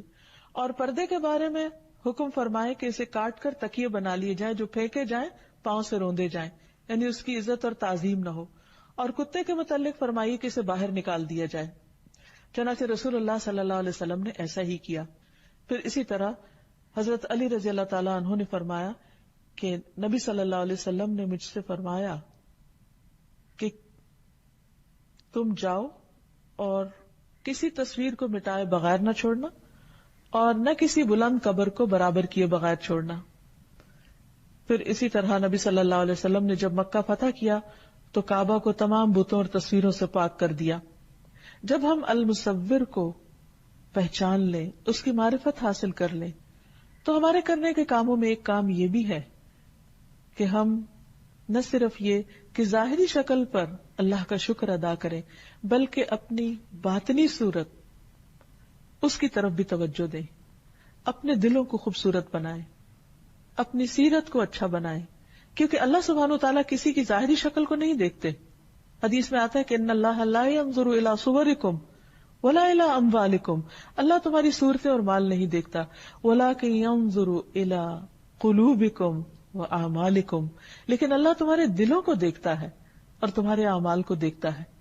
اس لیے اللہ نے تو ظاہری صورت اچھی ہی بنائی، لیکن دلوں کی حالت اس کا ذمہ ہم پہ ڈال دیا کہ ہم اس کو بھی خوبصورت رکھیں، یعنی اس میں کسی بھی قسم کا حسد، بغض، نفرت، دوسروں کے لیے برے خیالات، بدگمانیاں اور ایسی کیفیات نہ ہوں کہ جس سے ہم اپنے اندر ایک ایسی چیز بنا لیں کہ جو اللہ سبحانہ تعالیٰ کو ناپسند ہو اور خود ہمارے لیے بھی بہت تکلیف دہ ہو. اور آخر میں اللہ سبحانہ تعالیٰ سے دعا ہے کہ وہ ہمیں اپنی معرفت عطا کرے، ہمیں توفیق دے کہ جو چیزیں اسے پسند ہیں وہ ہم اختیار کریں اور جو چیزیں اسے ناپسند ہیں ہم ان سے بچنے والے ہوں. اللہ سبحانہ تعالیٰ ہمارے دلوں میں اپنی محبت پیدا فرما دے اور اپنی نعمتوں کا شکر گزار بنا دے. أنت القاهر يا الله، أنت الحسيب يا الله، أنت الشافي يا الله، أنت المبين يا الله، أنت الوكيل يا الله، أنت القيوم يا الله، أنت المتين يا الله، أنت السبوح يا الله، لا إله إلا الله محمد رسول الله، لا إله إلا الله محمد رسول الله. انشاءاللہ ہم اللہ سبحانہ تعالیٰ کے نام الاول پر بات کریں گے. الاول، اول کا معنی ہے سب سے پہلا. اللہ سبحانہ تعالیٰ اس وقت بھی تھا جب کوئی چیز نہ تھی اور نہ کوئی اس کے ساتھ تھا. جب کچھ نہ تھا تو اللہ کی ذات تھی، اور اللہ سبحانہ تعالیٰ صرف اپنی ذات کے اعتبار سے نہیں بلکہ اپنی صفات کے اعتبار سے بھی سب سے اول ہے، سب پر مقدم ہے، سب سے بلند اور برتر ہے. اس کا مقام اور مرتبہ ہر چیز سے بلند ہے. وہ کسی بھی چیز میں کسی دوسرے کا محتاج نہیں، وہ ہر ایک سے بے نیاز ہے، اور اسی طرح تمام چیزیں اس کی طرف لوٹنے والی ہیں. ہر چیز اسی کی طرف جا کر ٹھہر جانے والی ہے. وَأَنَّ إِلَىٰ رَبِّكَ الرُّجْعَىٰ. اول آخر کا الٹ ہوتا ہے، یعنی اول کا اپوزٹ ہوتا ہے آخر، اور یہ مبالغہ کی صیغوں میں سے ہے. قرآن مجید میں آتا ہے هو الاول والآخر والظاہر والباطن وهو بكل شيء علیم. وہی سب سے پہلے ہے اور وہی سب سے آخر میں، اور ظاہر ہے اور چھپا ہوا ہے، اور وہ ہر چیز کو خوب جاننے والا ہے. تو آئیے دیکھتے ہیں کہ اللہ سبحانہ تعالیٰ کس کس اعتبار سے اول ہے اور اس کے دلائل کیا ہیں. سب سے پہلی چیز تو زمانے کے اعتبار سے اول ہے، یعنی اللہ سبحانہ تعالیٰ اپنے زمانے میں اپنے سوا ہر چیز پر مقدم ہے. یعنی جب اللہ سبحانہ تعالیٰ تھے تو اور کوئی چیز نہ تھی. عمران رضی اللہ عنہ کہتے ہیں کہ رسول اللہ صلی اللہ علیہ وسلم نے فرمایا، اللہ تھا اور اس سے پہلے کوئی نہ تھا، اور اس کا عرش پانی پر تھا. اس نے آسمانوں اور زمینوں کو پیدا کیا اور لوح محفوظ میں تمام چیزیں لکھ دی. پھر اسی طرح کبھی کسی کے ذہن میں یہ سوال آ سکتا ہے کہ عرش اور پانی سے پہلے کیا تھا؟ تو اس کا جواب یہ ہے کہ اللہ سبحانہ تعالیٰ نے ہمیں اس کے بارے میں کچھ نہیں بتایا اور ہمارا علم یہاں تک روک دیا. اگر بفرض محال کوئی یہ کہے بھی کہ عرش سے پہلے فلاں چیز تھی تو پھر یہی سوال پیدا ہوگا کہ اس سے پہلے کیا تھا. اگر کسی اور چیز کا نام لیا جائے تو پھر یہ سوال ہوگا کہ اس سے پہلے کیا تھا, تو اس سے پہلے کیا اور اس سے پہلے کیا, تو یہ ایک اینڈلیس کوسچن ہو جائے گا. لہٰذا اللہ سبحانہ وتعالیٰ نے یہاں آ کر سٹاپ لگا دیا. اور بعض اوقات شیطان دل میں یہ خیال ڈالتا ہے, یہ وسوسہ ڈالتا ہے کہ اچھا پھر اگر ہر چیز کو اللہ نے پیدا کیا تو اللہ کو کس نے پیدا کیا. تو اس کے بارے میں نبی صلی اللہ علیہ وسلم نے ہمیں سکھایا ہے کہ اگر دل میں یہ خیال آئے تو بس یہ کہو آمنت باللہ, میں اللہ پر ایمان لایا, اللہ ہی بہتر جانتا ہے. اور پھر یہ کہ اللہ سبحانہ تعالی ہمیشہ سے ایگزسٹ کرتا ہے اور باقی سب کچھ اس کا بنایا ہوا ہے, اور اس نے اپنی قدرت سے ہر چیز کو پیدا کیا ہے اور وہ ہر چیز پر غلبہ بھی رکھتا ہے. اور پھر یہ کہ اگر اللہ سبحانہ تعالیٰ نے ہمیں اس سے آگے علم نہیں دیا تو اس کی وجہ یہ ہے کہ ہم مخلوق ہیں اور کچھ چیزوں کو نہ جاننا ہمارے امتحان کا حصہ بھی ہے. کیونکہ بعض اوقات ہم کچھ چیزوں کو جانتے ہیں تو وہ ہمارے لیے امتحان ہوتا ہے, اور بعض اوقات جب ان کا علم نہیں رکھتے تو وہ بھی ہمارے لیے امتحان ہے کہ پھر ہم کیا کرتے ہیں. تو یہ اللہ کی مصلحت, جس نے ہمیں پیدا کیا وہ جو چاہے ہمیں سکھائے اور جو چاہے نہ سکھائے. سلیمان تیمی رحمہ اللہ نے فرمایا, اگر کوئی مجھ سے پوچھے کہ اللہ کہاں ہے, میں کہوں گا پانی پر. اگر وہ کہے کہ پانی سے پہلے کہاں تھا تو میں کہوں گا میں نہیں جانتا, آئی ڈونٹ نو, کیونکہ ہمارا علم محدود ہے. آیت الکرسی میں اللہ تعالیٰ فرماتے ہیں وَلَا يُحِيطُونَ بِشَيْءٍ مِّنْ عِلْمِهِ إِلَّا بِمَا شَاءَ, اور وہ اس کے علم میں سے کسی چیز کا احاطہ نہیں کرتے مگر جتنا وہ چاہتا ہے. اور یہ ایک حقیقت بھی ہے. ایک وہ دنیا ہے جو ہم نے دیکھی نہیں, اور ایک وہ دنیا ہے جو ہم نے دیکھی ہے, جو ہمارے سامنے ہے. ہم اس دنیا کو بھی کتنا جانتے ہیں جو ہمارے سامنے ہے. دنیا کو تو چھوڑے, خود اپنی ذات کے بارے میں کیا جانتے ہیں, اپنے جسم کے بارے میں ہم کیا جانتے ہیں. ساری دنیا کے سائنٹسٹ مل کر بھی صرف ایک سیل کو, جو سب سے چھوٹی اکائی ہے جسم میں, اس کو بھی پوری طرح ڈسکور نہیں کر سکے. اس کے بارے میں بھی آئے دن نئی نئی باتیں انسان کے علم میں آتی رہتی. تو انسان تو ابھی ذرے کے بارے میں بھی کامل علم حاصل نہیں کر سکا. کہاں یہ کہ وہ اس زمین کی ہر چیز کو جانے, اور پھر آسمانوں کی, اور پھر آسمانوں سے اوپر عرش اور عرش والے کے بارے میں یہ دعویٰ کرے کہ وہ سب کچھ جانتا ہے, اس کے بارے میں انسان کو سب پتا ہے. تو یہ ایک لایانی سی بات ہوگی. انسان کا علم بہت محدود ہے, اس کی عقل بھی محدود ہے, اس کی صلاحیتیں بھی محدود ہیں, اس کی قوت بھی محدود ہے. تو انسان کے بس میں ہی نہیں کہ وہ ہر چیز کا علم اپنے اندر سمو سکے. اس لیے اللہ سبحانہ تعالیٰ نے انسان کو صرف حسب ضرورت علم عطا کیا ہے. انسان تو انسان, فرشتوں نے بھی اس بات کا اقرار کیا تھا کہ ان کا علم بھی محدود ہے. اللہ سبحانہ تعالیٰ نے آدم علیہ السلام کو پیدا کرنے کے بعد جب انہیں کچھ چیزوں کے نام سکھائے اور پھر انہیں فرشتوں کے سامنے پیش کیا کہ انبئونی باسماء ہؤلاء, تم مجھے ان چیزوں کے نام بتاؤ, تو وہ نہیں بتا سکے. انہوں نے کیا کہا, قالوا سبحانک لا علم لنا الا ما علمتنا انک انت العلیم الحکیم. انہوں نے کہا تو پاک ہے, ہمیں کچھ علم نہیں مگر وہ جو تو نے ہمیں سکھایا, ہم بس اتنا ہی جانتے ہیں. بے شک تو ہی سب کچھ جاننے والا, کمال حکمت والا ہے. تو اس سے یہ پتہ چلتا ہے کہ انسان کا علم بہت محدود ہے, فرشتوں کا علم بہت محدود ہے, اور باقی مخلوقات بھی اپنے اپنے دائرے میں گھوم رہی ہے. صرف ان کو یہ پتا ہے کہ ان کو کیا کرنا ہے, وہ سب چیزوں کے بارے میں نہیں جانتے. کلی علم, کامل علم, کمپلیٹ نالج صرف اور صرف اللہ سبحانہ تعالیٰ کا ہے. اسی طرح ایک اور مثال ہے خضر علیہ السلام کی, کہ ایک مرتبہ جب موسیٰ علیہ السلام سے کسی نے کوئی سوال پوچھا, اور سوال کیا تھا کہ کیا آپ سے بھی زیادہ کوئی جانتا ہے, کسی کو علم ہے, تو انہوں نے کہا کہ میں اپنے سوا کسی کو نہیں جانتا کہ جس کو مجھ سے زیادہ علم ہو. تو اللہ سبحانہ وتعالیٰ کو یہ بات پسند نہ آئی، تو انہوں نے موسیٰ علیہ السلام سے فرمایا کہ جاؤ تم ہمارے ایک بندے کے پاس جس کے پاس تمہارے سے زیادہ علم ہے اور اس سے کچھ سیکھو۔ تو موسیٰ علیہ السلام خضر علیہ السلام کے پاس آئے ایک طویل سفر طے کر کے، اور ان سے اجازت مانگی اور کہا کہ کیا میں آپ کے ساتھ چل سکتا ہوں تاکہ آپ مجھے ہدایت کی وہ باتیں بتائیں جو اللہ نے صرف آپ کو سکھائی ہیں، خاص آپ کو دی ہیں۔ خضر علیہ السلام بولے تم میرے ساتھ صبر نہیں کر سکتے اے موسیٰ، مجھے اللہ نے ایسا علم دیا ہے جسے تم نہیں جانتے، اور تم کو جو علم دیا ہے اسے میں نہیں جانتا۔ یعنی ایون یہ کہ خضر علیہ السلام بہت کچھ جانتے تھے، لیکن انہوں نے بھی اپنی کم علمی کا اظہار کیا کہ موسیٰ جو تم جانتے وہ مجھے نہیں معلوم، کیونکہ ہر مخلوق کو یا ہر انسان کو اللہ سبحانہ وتعالیٰ نے ایک خاص فیلڈ میں جو بھی علم دیا ہے اس سے اوپر کسی اور کو پھر رکھا ہے۔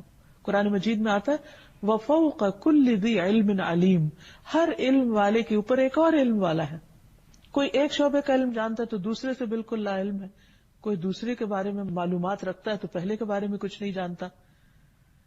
تو بہرحال انہوں نے کہا کہ اللہ نے چاہا تو آپ مجھے صابر پائیں گے اور میں کسی بات میں آپ کی نافرمانی نہیں کروں گا، تو آپ مجھے سکھائیے اس علم میں سے جو اللہ نے آپ کو دیا ہے۔ دونوں دریا کے کنارے کنارے چل پڑے، ان کے پاس کوئی کشتی نہ تھی۔ بہرحال ایک کشتی سامنے سے گزری تو کشتی والوں سے انہوں نے کہا کہ ہمیں ساتھ بٹھا لیجیے۔ خضر علیہ السلام کو انہوں نے پہچان لیا اور بغیر کرائے کے سوار کر لیا۔ اتنے میں ایک چڑیا آئی اور کشتی کے کنارے پر بیٹھ گئی، اور اس دریا میں سے ایک یا دو چونچ مار کر کچھ قطرے اس نے پی لیے۔ خضر علیہ السلام بولے اے موسیٰ، میرے اور تمہارے علم نے جو کہ دونوں کے پاس الگ الگ ہے اور باقی مخلوق کے مقابلے میں کہیں زیادہ، کہا کہ میرے اور تمہارے علم نے اللہ کے علم میں سے اتنا ہی کم کیا ہوگا جتنا چڑیا نے اس پانی سے۔ یعنی اتنے وسیع و عریض دریا یا سمندر جو بھی سامنے تھا، اس میں سے ایک چڑیا کی چونچ میں زیادہ زیادہ کیا گیا؟ تو گویا اللہ سبحانہ وتعالیٰ کے علم کے مقابلے میں انسان کا علم، اور وہ بھی ایک عام انسان نہیں، پیغمبر اور ایک اللہ کے خاص چنے ہوئے بندے جن کو اللہ سبحانہ وتعالیٰ نے بہت کچھ سکھایا تھا، ان کا علم اتنا معمولی ہے، تو پھر باقی انسانوں کا کیا حال ہوگا؟ پھر اسی طرح الاول کا معنی یہ بھی ہے کہ وہ اپنی صفت کمال میں سب سے مقدم، سب سے آگے، یعنی اس کی جو بھی صفات ہیں ان میں سے ہر صفت میں وہ سب سے اول درجے پر ہے۔ اس کی مخلوق میں سے کسی کے پاس بھی وہ نہیں جو اللہ رب العالمین کے پاس ہے۔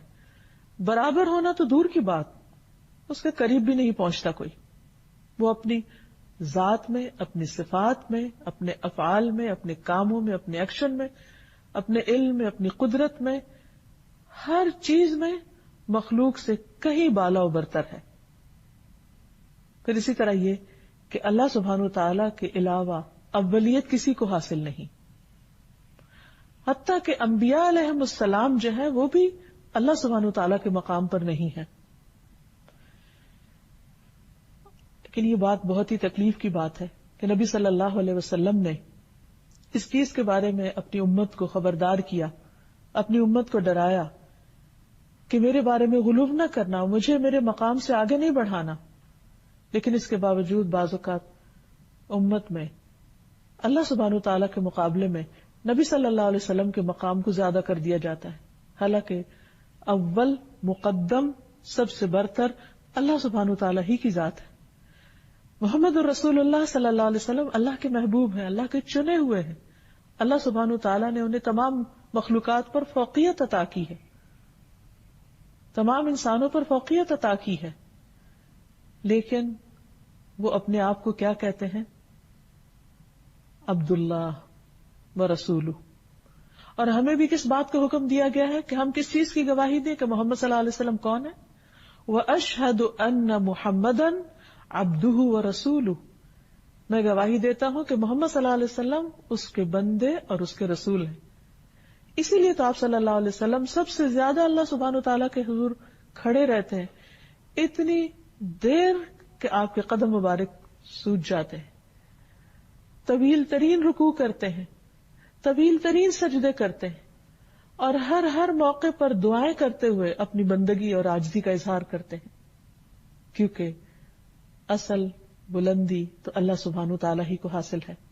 ابن عباس کہتے ہیں کہ انہوں نے حضرت عمر کو منبر پہ یہ کہتے ہوئے سنا کہ میں نے نبی صلی اللہ علیہ وسلم سے سنا، آپ نے فرمایا مجھے میرے مرتبے سے زیادہ نہ بڑھاؤ، جیسے عیسیٰ علیہ السلام کو نصارہ نے ان کے رتبے سے زیادہ آگے بڑھا دیا۔ میں تو صرف اللہ کا بندہ ہوں، اس لیے یہی کہا کرو کہ میں اللہ کا بندہ اور اس کا رسول ہوں۔ انس بن مالک کہتے ہیں کہ ایک مرتبہ ایک شخص نے نبی صلی اللہ علیہ وسلم کو مخاطب کر کے کہا، اے محمد، اے ہمارے سردار، اے سردار کے بیٹے، اے ہمارے بہترین اور اے ہم میں سے بہترین کے بیٹے۔ تو نبی صلی اللہ علیہ وسلم نے فرمایا، لوگو تقوی کو اپنے اوپر لازم کر لو، شیطان تمہارے ہوش گم نہ کرنے پائے۔ میں صرف محمد بن عبداللہ ہوں، اللہ کا بندہ اور اس کا رسول ہوں۔ اللہ کی قسم مجھے یہ چیز پسند نہیں ہے کہ تم مجھے میرے مرتبے سے بلند کرو، اس مرتبے سے جو اللہ نے میرے لیے رکھا ہے۔ یعنی نبی صلی اللہ علیہ وسلم کو خود اپنے لیے وہی مقام پسند تھا جو اللہ سبحانہ وتعالیٰ نے ان کو عطا کیا۔ ابن عباس کہتے ہیں کہ ایک شخص نے کہا، جو اللہ چاہے اور جو آپ چاہیں۔ تو آپ نے فرمایا، تم نے مجھے اللہ کا شریک بنا دیا؟ یوں کہو کہ جو اکیلا اللہ چاہے، یعنی کوئی چیز اس وقت تک نہیں ہوتی جب تک کہ اللہ نہ چاہے، یا اللہ چاہے تو کام ہوتا ہے۔ تو اس لیے اس میں کسی بندے کو شریک کرنا یہ شرک میں شامل ہو جاتا ہے۔ پھر اسی طرح اللہ سبحانہ وتعالی اپنی تخلیق کے اعتبار سے بھی اول ہے، یعنی سب سے پہلے اسی نے چیزوں کو ایجاد کیا، ان کی صورت بنائی، ان کی تخلیق کی، اور ہر چیز پہلی بار اللہ ہی نے بنائی۔ آج انسان جو کچھ بنا رہے ہیں اور اس پر وہ حیران ہوتے ہیں اور انسانوں کی بڑائیاں بیان ہوتی ہیں، وہ اگر دیکھا جائے تو سب کچھ کہاں سے بنا؟ مثلا ایک بلند و بالا عمارت جس پر لوگوں کو بہت فخر ہوتا ہے اور اس پر وہ اپنے آپ کو دوسرے قوموں کے مقابلے میں بلند سمجھتے ہیں، اگر دیکھا جائے تو جس چیز سے انہوں نے یہ عمارت بنائی وہ کس نے بنایا تھا؟ اس میں جو لوہا استعمال ہوا وہ کہاں سے آیا؟ جو پتھر استعمال ہوا، جو سیمنٹ استعمال ہوا، جو لکڑی استعمال ہوئی، جو باقی تمام مٹیریل، وہ کہاں سے آیا؟ وہ کس نے بنایا تھا؟ انسان تو صرف اس کی جوڑ توڑ کر رہا ہے، صرف اس کی ایک مخصوص شکل بنا رہا ہے۔ حقیقت یہ ہے کہ ان سب چیزوں کو بھی اول بنانے والا، سب سے پہلے بنانے والا اللہ سبحانہ تعالیٰ ہی ہے۔ پھر اسی طرح پیدائش کی ابتدا اللہ سبحانہ تعالیٰ نے کی ہے، یعنی انسانوں کی پیدائش کی بھی۔ سورۃ الانبیاء میں آتا ہے، کما بدأنا اول خلق نعیدہ وعدا علینا انا کنا فاعلین۔ جس طرح ہم نے پہلی پیدائش کی ابتدا کی، اول مرتبہ بنایا، ہم اسے لوٹائیں گے۔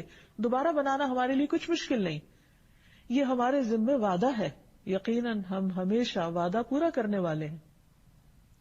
سورۃ یاسین میں آتا ہے، قل یحییھا الذی انشأھا اول مرہ وہو بکل شیء علیم۔ کہہ دیجئے انہیں وہ زندہ کرے گا جس نے انہیں پہلی مرتبہ پیدا کیا، اور وہ ہر طرح کا پیدا کرنا خوب جانتا ہے۔ یعنی مشرکین مکہ کو یہ شک گزرا، یا اس بات پر وہ ایمان نہیں رکھتے تھے کہ ہم دوبارہ کیسے پیدا ہوں گے، یہ کیسے ممکن ہے؟ ہڈیاں جب گل جائیں گی، ختم ہو جائیں گی، چورا چورا ہو جائیں گی، انسان پھر سے بنا لیا جائے گا اور اس کا حساب لیا جائے گا۔ وہ اس بات کو نہیں مانتے تھے، ان کی سمجھ میں نہیں آتا تھا۔ تو اس پر اللہ سبحانہ وتعالیٰ نے فرمایا کہ پہلی بار کس نے پیدا کیا تھا؟ جس نے پہلی بار پیدا کیا وہ دوبارہ بھی پیدا کر سکتا ہے۔ اللہ سبحانہ وتعالیٰ نے بے شمار چیزیں بنائی، لیکن یہ بھی یاد رہے کہ سب سے پہلی چیز جو اس نے بنائی وہ قلم تھا۔ عبادہ بن صامت نے اپنے بیٹے سے کہا، میں نے رسول اللہ صلی اللہ علیہ وسلم کو فرماتے ہوئے سنا کہ پہلی چیز جو اللہ تعالیٰ نے بنائی وہ قلم تھا، پھر اس سے فرمایا کہ لکھو، اس کو حکم دیا لکھو۔ تو اس نے کہا، میرے رب کیا لکھوں؟ اللہ تعالیٰ نے فرمایا، ہر چیز کی تقدیر لکھو یہاں تک کہ قیامت قائم ہو جائے۔ اے میرے بیٹے، میں نے رسول اللہ صلی اللہ علیہ وسلم سے سنا ہے، جو اس اعتقاد کے بغیر مر گیا وہ مجھ سے نہیں۔ یعنی نہ صرف یہ کہ ہمیں یہ ماننا چاہیے کہ اللہ سبحانہ تعالیٰ نے پہلی چیز قلم بنائی، بلکہ یہ بھی کہ کہ اللہ سبحانہ وتعالیٰ نے چیزوں کو پیدا کرنے سے پہلے ان کے بارے میں ساری معلومات قلم کو حکم دیا اور اس نے لکھ لی. یعنی اللہ سبحانہ وتعالیٰ کا علم اتنا مکمل ہے کہ ابھی جو چیزیں وجود میں نہیں آئیں اور ان کی رنگ، شکل، ان کے تعداد، ان سے متعلق ہر چیز لوح محفوظ میں لکھی ہوئی ریکارڈ میں موجود ہے. تو آپ سوچئے کہ اس کا علم کتنا وسیع ہوگا. پھر اللہ سبحانہ وتعالیٰ نہ صرف یہ کہ سب سے پہلے بنانے والا ہے بلکہ اپنی تمام چیزوں پر پوری قدرت بھی رکھتا ہے، وہ قادر بھی ہے. پھر یہ بات بھی یاد رہے کہ اللہ سبحانہ وتعالیٰ الاول ہونے کے ساتھ ساتھ فاعل یعنی کام کرنے والا اور قادر پوری قدرت والا بھی ہے. اس کی صفت یہ ہے کہ وہ ہمیشہ سے آخر تک یعنی شروع سے آخر تک کریٹر بھی ہے، اور جتنی بھی اس کی کریشن ہے سب اس کے کنٹرول میں بھی ہے، اور پھر ان کے اندر جو جیسی چاہے وہ تبدیلی بھی کر سکتا ہے. تو جب وہ اول ہے جس سے پہلے کوئی چیز نہیں، تو اس کے ساتھ ساتھ یہ بھی یاد رہے کہ وہ اپنی مخلوق کے اندر جو چاہتا ہے کرتا ہے، جس وقت چاہتا ہے کرتا ہے. قرآن مجید میں آتا ہے ذو العرش المجید فعال لما یرید، کہ وہ بہت بزرگ عرش والا ہے یا عرش کا مالک ہے، بڑی شان والا ہے، جو چاہتا ہے کر گزرتا ہے. اب یہ کہ جب ہمیں اللہ سبحانہ وتعالیٰ کی اس صفت کی پہچان ہو گئی کہ وہی اول ہے اور اس سے پہلے کچھ نہ تھا اور ہر چیز کو اسی نے بنایا اور ہر چیز اسی کے قبضہ قدرت میں ہے، تو پھر ہمیں اس کی اس صفت کے ساتھ دعا بھی کرنی چاہیے، اس کے اس نام کے ساتھ اس کو پکارنا بھی چاہیے، اور اللہ سبحانہ وتعالیٰ کو پکارتے ہوئے اولیت دینی چاہیے. یعنی دعا کرتے ہوئے اپنی حاجات مانگنے کی بجائے سب سے پہلے اللہ کا ذکر کرنا چاہیے. اسی لیے جس دعا کے شروع میں اللہ سبحانہ وتعالیٰ کی تسبیح بیان کی جاتی ہے، درود شریف پڑھا جاتا ہے، وہ دعا قبول ہوتی. اور یہ دعا مانگنے کا سلیقہ اور ادب بھی ہے.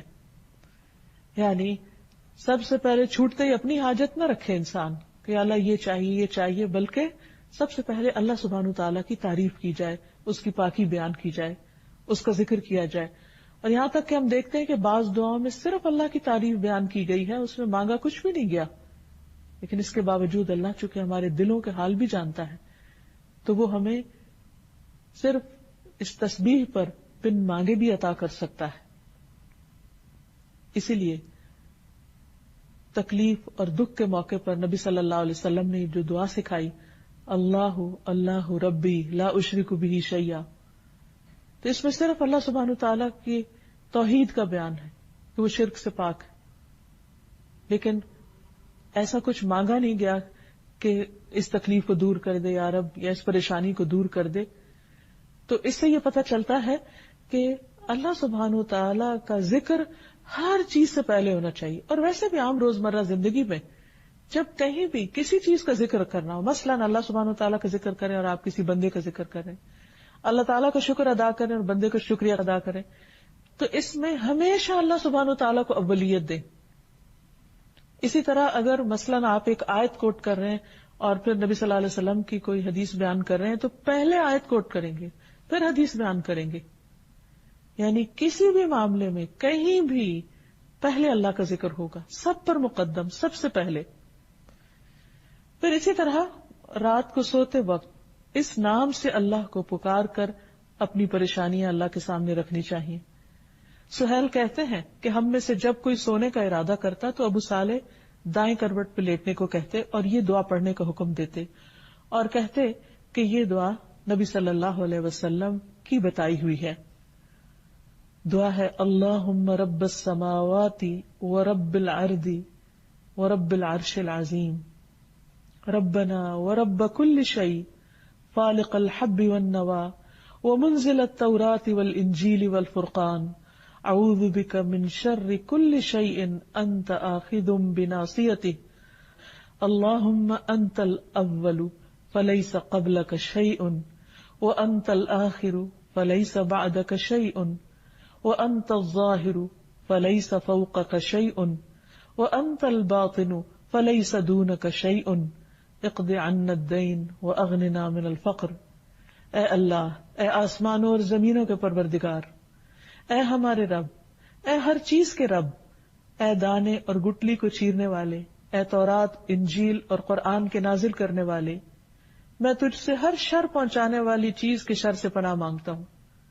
یعنی پہلے اللہ سبحانہ وتعالیٰ کی ان صفات کا ذکر، اور پھر یہ کہ اللہ کوئی بھی جو شر ہے، کوئی بھی جو پریشانی کی بات ہے، ان سب چیزوں سے بچنے کے لیے اپنے آپ کو تیری حفاظت میں دیتا ہوں. اور ہر اس چیز کو جو شر پہنچانے والی ہے تو اسے اس کے بالوں سے پکڑنے والا، یعنی وہ تیرے قبضے قدرت میں ہے. تو سب سے پہلے ہے، تجھ سے پہلے کچھ نہیں. تو ہی آخر ہے، تیرے بعد کچھ نہیں. تو سب سے اوپر ہے، تیرے اوپر کچھ نہیں. اور تو ہی باطن میں ہے، تجھ سے مخفی کوئی چیز نہیں. اے اللہ میرے قرض ادا کر دے اور مجھے فقر سے بے نیاز کر دے. تو ان ساری پریشانیوں کو دور کرنے کے لیے اللہ سبحانہ وتعالیٰ کی ان صفات کے ساتھ اللہ تعالیٰ کو پکارنا چاہیے. پھر یہ کہ اس نام کا بندے کی زندگی پر ایک اثر ہونا چاہیے. جب ہم اللہ تعالیٰ کو الاول مان لیں تو پھر اس کی جھلک ہمارے عمل میں، ہمارے کردار میں، ہماری سوچ میں، ہمارے خیالات میں ہونی چاہیے. سب سے پہلی بات یہ کہ اس بات پر ہمارا پورا یقین ہونا چاہیے کہ اللہ تعالیٰ اپنی ذات اور اپنی صفات میں سب سے پہلے ہے، اول ہے، مقدم ہے. باقی سب کام اپنی جگہ، حقوق العباد بھی اپنی جگہ، بندوں کی خدمت، سارے کام دنیا کے، خود کھانا پینا سونا، اپنی دیگر ضروریات پوری کرنا، مختلف چیزوں سے تعلق رکھنا، ان کی محبت دل میں ہونا، سب چیزیں اپنی اپنی جگہ پر ہیں. لیکن ان سب میں سب سے پہلا حق، اول حق اللہ سبحانہ وتعالیٰ کا ہو، کیونکہ وہ اول ہے. پھر ہر چیز اسی کی طرف لوٹائی جائے، کیونکہ ہر چیز کا مرجع اور منتہا اللہ رب العالمین ہے. پھر اس ذات پر بھروسہ جس نے ہماری ابتدا کی اور جس کے پاس ہماری انتہا ہے.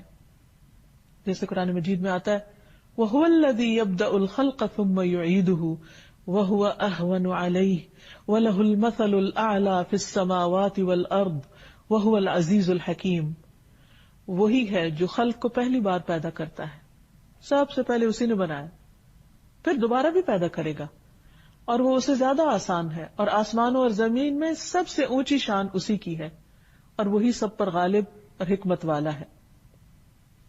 پھر یہ کہ جب ہم اللہ کو اول مان لیں اور اس کو اپنی پرائرٹی نمبر 1، ترجیح نمبر 1 رکھیں اپنی زندگی میں کہ میرے لیے سب سے اہم ترین کام اس کو خوش کرنا ہے، تو پھر نیکیوں میں ہم اولیت اختیار کریں، نمبر 1 ہو، عبادت ہماری نمبر 1 درجے کی ہو، ہمارا اخلاق نمبر 1 درجے کا ہو، ہمارے دوسروں کے ساتھ معاملات نمبر 1 ہو، اور یہ سب کچھ ہم اللہ سبحانہ وتعالیٰ کی رضا کے لیے کریں اور نیکیوں کے کام میں آگے بڑھیں. کیونکہ صرف اتنا کافی نہیں کہ ہم جان لیں اللہ اول ہے اور وہ ہماری پرائرٹی نمبر 1 ہے، پھر یہ بھی دیکھیں کہ ہم اس کی طرف بڑھنے میں کیا طریقہ اختیار کر رہے ہیں. پھر اس کا یہ مطلب نہیں کہ جب ہم اللہ سبحانہ وتعالیٰ کی طرف بڑھیں یا نیکی کے کام کریں تو پھر ہم جنت کی خواہش نہ رکھیں، کیونکہ بعض لوگ یہ کہتے ہیں کہ اچھا اگر اللہ کے لیے کرنا ہے تو پھر جنت کی ہرس دل میں نہیں ہونی چاہیے. حالانکہ یہ بات درست نہیں ہے. نبی صلی اللہ علیہ وسلم کے پاس ایک بدو آیا اور کہنے لگا مجھے ایسا کام بتائیے کہ میں کروں تو جنت میں داخل ہو جاؤں. تو صاف صاف اپنا مدعا رکھا. یعنی اس میں کوئی کانفلکٹ نہیں، کوئی کنٹراڈکشن نہیں ہے کہ اگر ہم اچھا کام کرتے ہیں اللہ کو خوش کرنے کے لیے اور اللہ کی رضا کے لیے تو جنت کی خواہش دل میں نہ ہو. وہ رکھی جا سکتی ہے، کیونکہ نبی صلی اللہ علیہ وسلم کی خدمت میں ایسا سوال کیا گیا اور آپ نے اس پر اس بدو کو بتایا کہ اللہ کی عبادت کرو، کسی کو شریک نہ ٹھہراؤ، اس کا فرض نماز قائم کرو، زکوٰۃ دو اور رمضان کے روزے رکھو. تو وہ کہنے لگا اس ذات کی قسم جس کے ہاتھ میں میری جان ہے، میں اس پر نہ کوئی زیادتی کروں گا نہ میں کمی کروں گا. جب وہ منہ موڑ کے جانے لگا تو نبی صلی اللہ علیہ وسلم نے فرمایا اگر کوئی ایسے شخص کو دیکھنا چاہے جو جنت والوں میں سے ہو تو اس شخص کو دیکھ لے. تو گویا جنت کا سوال کرنا، جنت کی خواہش رکھنا، اس میں کوئی برائی نہیں ہے، اور اس سے اللہ سبحانہ وتعالیٰ کی شان میں کوئی فرق نہیں آتا، کیونکہ اس نے خود اس کا حکم دیا، کیونکہ اسے ہماری کمزوریوں کا پتہ تھا کہ انسان کی خواہش اور تمنا کیا، اور یہ خواہشات بھی اسی نے بنائی ہیں ہمارے لیے. پھر اسی طرح یہ ہے کہ اللہ تعالیٰ کا حکم ماننے میں دیر نہیں کرنی چاہیے کہ اچھا جب سب لوگ کر لیں گے تو پھر میں بھی کر لوں گا. بعض لوگ صرف لوگوں کے یہ زمانے کے ٹرینڈ کو دیکھتے رہتے ہیں کہ کس چیز کا فیشن ہے, یہ کون سی چیز ان ہے, اگر وہ دین کی ہے تو وہ لیں گے. نہیں, ہمیں کسی چیز کو اس نیت اور اس ارادے سے نہیں لینا کہ وہ لوگ کر رہے ہیں تو ہم بھی کر لیں, بلکہ اس لیے کہ انا اول المسلمین, میرے رب کا حکم ہے, اس نے فرمایا ہے. اب دیکھیے کہ جس سے ہمیں محبت ہوتی ہے اس کی ایک پکار پر ہم دوڑے چلے آتے ہیں. ماں اپنے بچے سے محبت کرتی, بچہ چوں بھی کرتا ہے تو ماں کی آنکھ کھل جاتی, باقی آس پاس کے سب لوگ سو رہے ہوتے ہیں, ماں کیسے جاگ جاتی؟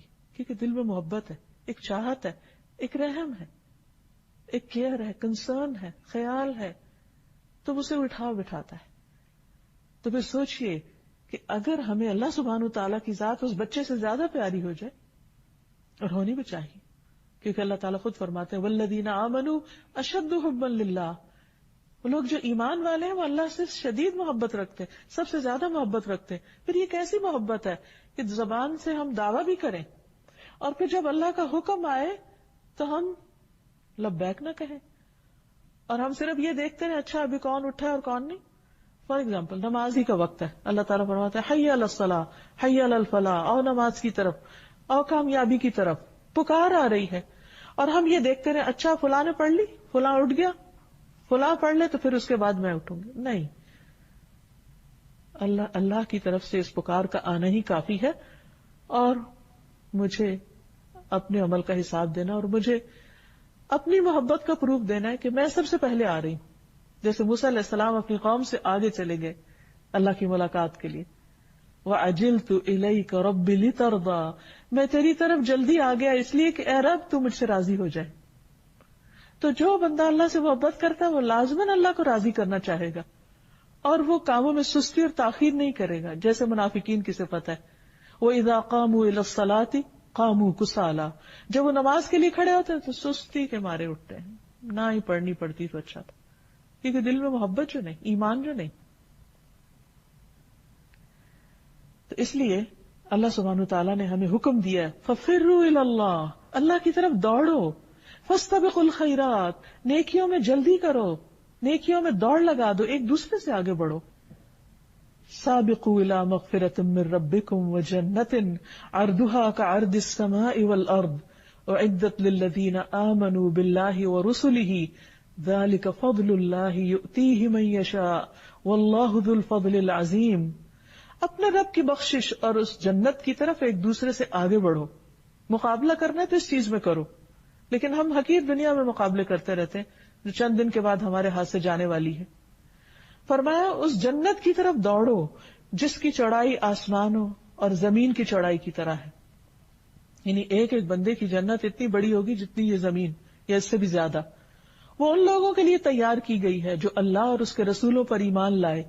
یہ اللہ کا فضل ہے, وہ اس کو دیتا ہے جسے وہ چاہتا ہے, اور اللہ بہت بڑے فضل والا ہے. یعنی یہ شوق, یہ محبت کہ اللہ کی طرف بڑھے, یہ اللہ کا فضل ہے جس کے دل میں ڈال دے. ورنہ بڑھنے والے تو حقیقی چیزوں کی طرف دوڑتے رہتے ہیں.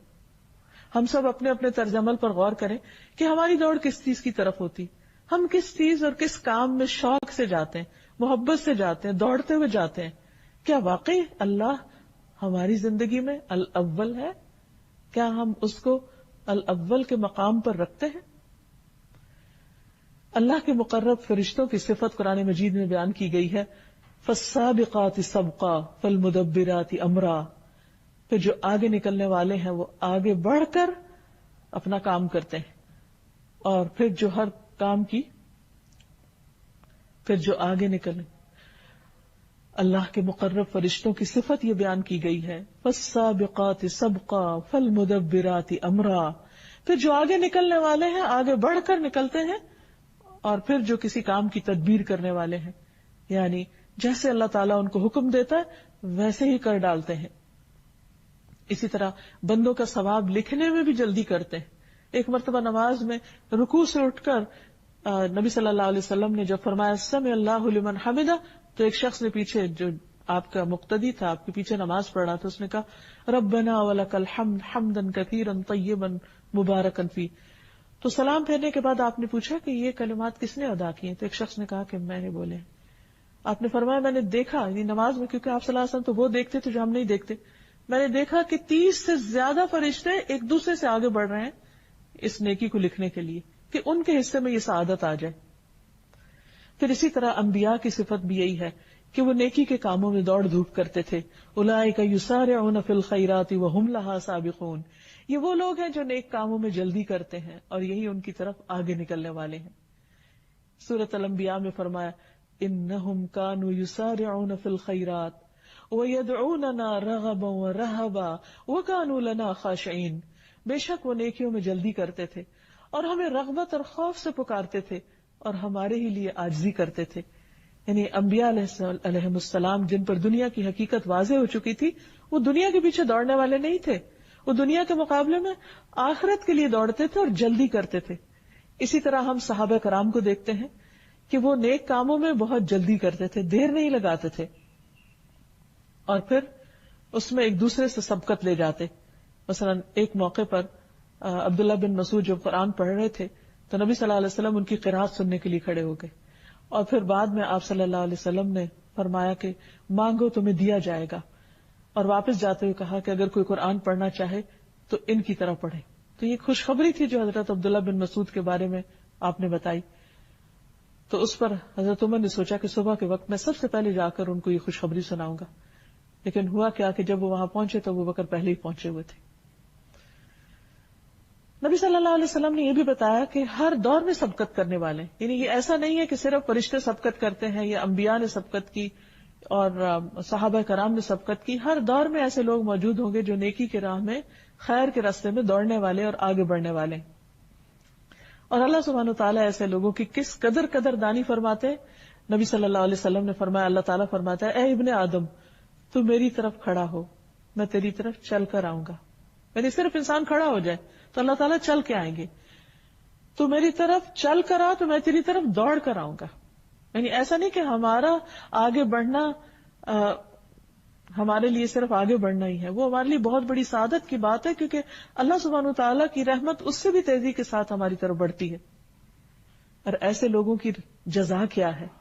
سورۃ التوبہ میں اللہ تعالیٰ فرماتے ہیں والسابقون الاولون من المہاجرین والانصار والذین اتبعوهم بإحسان رضی اللہ عنہم ورضوا عنہ وأعد لهم جنات تجری تحتها الانہار خالدین فیہا ابدا ذالک الفوز العظیم. اور مہاجرین و انصار میں سے سبقت کرنے والے سب سے پہلے لوگ اور وہ لوگ جو نیکی کے ساتھ ان کے پیچھے آئے، یعنی بعد کے دور میں بھی انہی کے راستے پہ چل رہے ہیں، اللہ ان سے راضی ہو گیا اور وہ اللہ سے راضی ہو گئے، اور اس نے ان کے لیے ایسے باغ تیار کیے جن کے نیچے نہریں بہتی ہیں اور ان میں وہ ہمیشہ رہنے والے ہیں. یہی بہت بڑی کامیابی ہے. پھر یہ کہ جو سابقون ہیں، آگے بڑھنے والے ہیں، ان کی جزا قرآن بتاتا ہے والسابقون السابقون اولئک المقربون. جو پہل کرنے والے ہیں وہ آگے ہی بڑھنے والے ہیں اور وہی مقرب ہیں، یعنی اللہ سبحانہ وتعالیٰ کے قریب ترین ہیں. فی جنات النعیم، نعمتوں بھرے باغوں میں ہوں گے. ثلۃ من الاولین وقلیل من الاخرین، پہلے گروہ میں سے زیادہ ہوں گے اور بعد والوں میں سے کم ہوں گے. علی سرر موضونہ متکئین علیہا متقابلین یطوف علیہم ولدان مخلدون باکواب واباریق وکأس من معین لا يصدعون عنها ولا ينزفون وفاكهة مما يتخيرون ولحم طير مما يشتهون. سونے اور جواہر سے بنے ہوئے تختوں پر آرام کر رہے ہوں گے، ان پر تکیے لگائے ہوئے آمنے سامنے بیٹھنے والے ہوں گے، ان پر چکر لگا رہے ہوں گے وہ لڑکے جو ہمیشہ لڑکے ہی رہیں گے. ایسے کوزے اور سراہیاں اور لبالب بھرے ہوئے پیالے لے کر جو بہتی ہوئی شراب کے ہوں گے، وہ نہ اس سے سردرد میں مبتلا ہوں گے نہ بہکیں گے. اور ایسے پھل لے کر جنہیں وہ پسند کرتے ہیں اور پرندوں کا گوشت لے کر جس کی وہ خواہش رکھتے ہیں. تو بات یہ ہے کہ السابقون الاولون بننے کے لیے ضروری ہے کہ ہم اچھے کام جلدی کریں، اول وقت میں کریں. مثلا نبی صلی اللہ علیہ وسلم نے دن کے پہلے حصے میں کام کرنے والوں کو برکت کی دعا دی. فرمایا اللہم بارک لامتی فی بکورہا، اے اللہ میری امت کی صبح میں برکت ڈال دے. پھر اول وقت میں نماز پڑھنے کی فضیلت زیادہ ہے. نبی صلی اللہ علیہ وسلم سے سوال کیا گیا کہ سب سے افضل عمل کون سا ہے؟ تو آپ نے فرمایا الصلاۃ فی اول وقتہا، نماز اول وقت میں ادا کرنا. پھر اسی طرح صبح اول وقت میں مسجد جانا، پہلی صف میں شریک ہونا، جمعہ کے دن جلدی مسجد میں جانا. رسول اللہ صلی اللہ علیہ وسلم نے فرمایا جس نے جمعہ کے دن غسل جنابت کیا پھر نماز کے لیے چلا گیا تو گویا اس نے ایک اونٹ کی قربانی کی، اور جو شخص دوسری گھڑی میں چلا تو گویا اس نے ایک گائے کی قربانی کی، جو تیسری میں گیا گویا اس نے ایک سینگ والا دمبا قربانی کیا، اور جو چوتھی گھڑی میں گیا گویا اس نے ایک مرغی قربان کی، اور جو پانچویں گھڑی میں چلا تو اس نے گویا ایک انڈا اللہ کی راہ میں دیا. پھر امام خطبے کے لیے نکل جاتا ہے تو فرشتے خطبہ سننے میں مشغول ہو جاتے ہیں. پھر اسی طرح یہ ہے کہ صدقہ خیرات کرنے میں بھی جلدی کرنی چاہیے. نبی صلی اللہ علیہ وسلم ایک مرتبہ عصر کی نماز پڑھانے کے بعد فوراً عجلت کے ساتھ کھڑے ہوئے اور لوگوں کی گردنیں پھلانگتے ہوئے اپنے ازواج میں سے کسی کے حجرے کی طرف تشریف لے گئے. آپ کی اس جلدی سے لوگ گھبرا گئے. جب واپس تشریف لائے تو دیکھا کہ آپ کے ہاتھ میں کچھ ہے. جب آپ سے پوچھا گیا تو آپ نے فرمایا مجھے کچھ سونا یاد آ گیا تھا جو ہمارے ہاں رکھا ہوا تھا، اور میں نے اس بات کو برا سمجھا کہ وہ مجھے اللہ کی یاد سے روکے، لہذا میں نے اس کے تقسیم کرنے کا حکم دے دیا. پھر اسی طرح یہ کہ نیکی کا کوئی بھی موقع ملے تو فوراً آگے بڑھنا چاہیے اور اس میں جلدی کر کے جلد فائدہ اٹھانا چاہیے. اور پھر ایسے ذکر کرتے رہنا چاہیے کہ جس کی وجہ سے انسان السابقون میں شامل ہو جائے، جیسے الحمدللہ، سبحان اللہ اور اللہ اکبر کا ورد کثرت کے ساتھ کرنا. اور جو لوگ اللہ سبحانہ تعالیٰ کی یاد کو، اس کے ذکر کو اور نیک کاموں کو اولیت دیں گے، اللہ سبحانہ تعالیٰ قیامت کے دن ان کو بھی اولیت دیں گے اور ان کے لیے آسانیاں فرمائیں گے. پھر اللہ سبحانہ تعالیٰ کے محبوب بندے حضرت موسیٰ علیہ السلام ہو یا حضرت ابراہیم علیہ السلام ہو، ان کے بارے میں آتا ہے ابراہیم علیہ السلام کے بارے میں کیونکہ انہوں نے اللہ سبحانہ تعالیٰ کے حکم پر فوراً لبیک کہا. اذ قال له ربه اسلم قال اسلمت لرب العالمین. تو نبی صلی اللہ علیہ وسلم نے فرمایا کہ انہیں مخلوق میں سب سے پہلے لباس پہنایا جائے گا، یعنی قیامت کے دن. اسی طرح سب سے پہلے جنت میں جانے والے کون لوگ ہوں گے؟ آپ نے فرمایا میری امت میں سے 70,000 یا 7 لاکھ آدمی جنت میں جائیں گے جو ایک دوسرے کو تھامے ہوئے ہوں گے. ان کا پہلا بھی اندر داخل نہ ہونے پائے گا جب تک کہ آخری بھی داخل نہ ہو، یعنی اکٹھے گروہ کی شکل میں جائیں گے. ان کے چہرے 14ویں چاند کی طرح روشن ہوں گے. اور یہ ظاہر ہے وہ لوگ ہوں گے کہ جو اللہ سبحانہ وتعالیٰ کے حکم کو جلد ماننے والے ہیں. اسی طرح برے کاموں میں پہل نہیں کرنی چاہیے، کیونکہ جو انسان برے کام میں پہل کرتا ہے اس کے پیچھے آنے والے سارے لوگ جو بھی غلط کریں گے ان کا وبال بھی اس پہلے شخص کو بھگتنا ہوگا.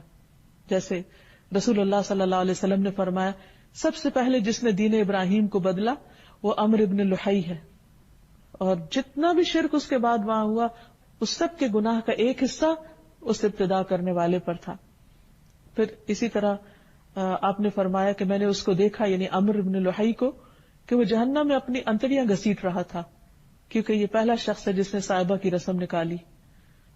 تو اللہ سبحانہ وتعالیٰ سے دعا ہے کہ وہ ہمیں جہاں اپنی پہچان دے رہا ہے وہاں اس کے تقاضے پورے کرنے کی بھی توفیق عطا فرمائے، اور اس نام کو جاننے کے بعد ہمیں توفیق دے کہ ہم نیکیوں میں آگے بڑھنے والے ہوں اور اللہ تعالیٰ کے احکام پر سب سے پہلے عمل کرنے والے ہوں. وآخر دعوانا ان الحمد للہ رب العالمین. أنت القاهر يا الله، أنت الحسيب يا الله، أنت الشافي يا الله، أنت المبين يا الله، أنت الوكيل يا الله، أنت القيوم يا الله، أنت المتين يا الله، أنت السبوح يا الله، لا إله إلا الله، محمد رسول الله.